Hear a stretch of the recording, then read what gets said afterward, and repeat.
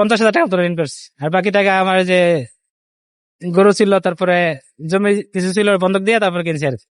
আর 4টা Lidi seat battery সহ 2,40,000 টাকা। সরকার অবশ্যই ভালো উদ্যোগ নিতেছে। কেন?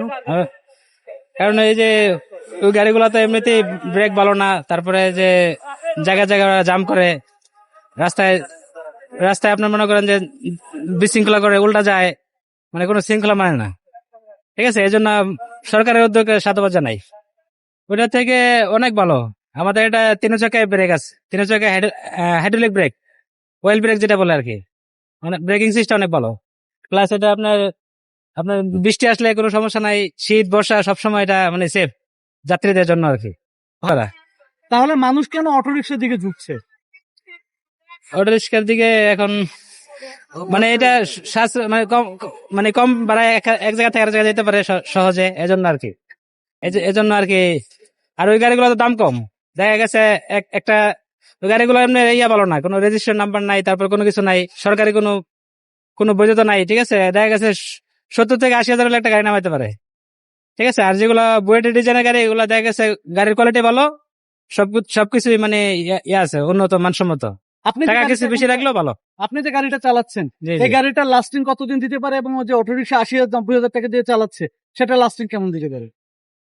আমাদের যে গাড়ি এগুলা মনে করেন যে মানে বডি ফিটনেস খুবই মজবুত, মানে আশা করি মিনিমাম 5 থেকে 7 বছর চালানো যাবে। আর অটোরিকশা? ওগুলা মনে করেন 1 বছর 1.5 বছর এরকম চালাইলে তারপরে এগুলো আবার মানে তখন আবার দেখা গেছে বিভিন্ন কাজ করানো লাগে। অবশ্যই যে কোনো জিনিস আপনি যদি একটা শার্ট কিনেন আপনার নিজের জন্য, তাহলে তো অবশ্যই ভালো জিনিস কিনবেন। আপনার ভালো একটা জিনিস ভালো সার্ভিস দিবে, ভালো জিনিস কিনতে হবে। 2 টাকা বেশি লাগলে ভালো জিনিস কিনা ভালো, কারণ নিজের ওটা নিরাপত্তা আছে। কারণ আমার গাড়ি যদি ব্রেক ভালো থাকে, দেখা গেছে আমি গাড়িটা কন্ট্রোল করতে পারবো। এখন যদি আমার ব্রেক ভালো না থাকে, ঠিক আছে, আমি ওটা চালাইতেছি, ঠিক আছে, আমার হাতে কন্ট্রোল নাই, তাহলে তো আমার দ্বারা অ্যাক্সিডেন্ট হতে পারে। ঠিক আছে না, আবার নিজের মানে যে ভালো জিনিস কেনা দরকার। আপনি যে টাকা দিয়ে যে এটা কিনেছেন, এই টাকা দিয়ে তো আপনি দিন হলে 3টা 4টা অটোরিকশা কিনতে পারতেন। অবশ্যই সেটা কেন করলেন?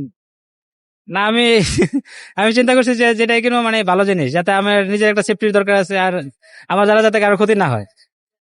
ঠিক আছে, মানে ভালোভাবে চলতে পারি। কতদিন পরিকল্পনা পরে এটা কিনেছেন?